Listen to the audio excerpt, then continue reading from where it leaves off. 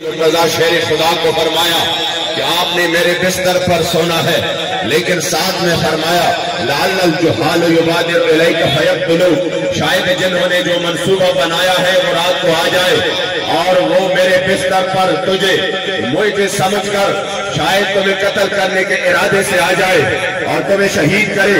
اگر وہ اس ارادے سے آ جائے تو اب تمہاری مرضی کیا ہے؟ سونا ہے ادھر۔ حضرت علی المرتضی شیر خدا نے جو جواب ارشاد فرمایا، قیامت تک حضور کے غلاموں کے لیے مینار نور ہے۔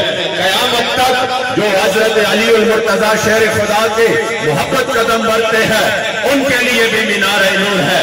جہاں یہ ہے علی والے کہ جب حضور کے عزت ابرو کی بات ہو تو پھر آپ نے یہ نہیں فرمایا یا رسول اللہ کسی اور جگہ رات گزاروں گا، یا رسول اللہ سونا تو ضروری نہیں ہے، میں جاگ کے رات گزاروں گا۔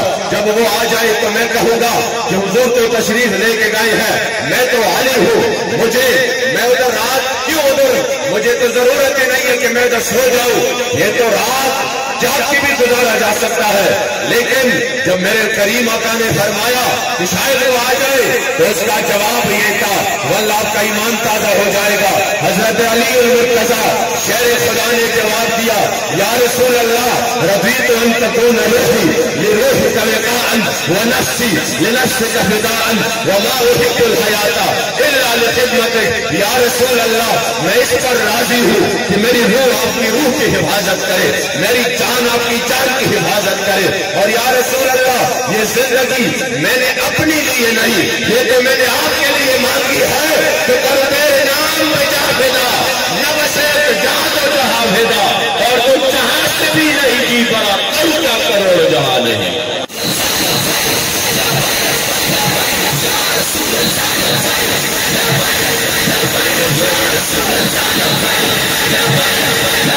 جو بھی بند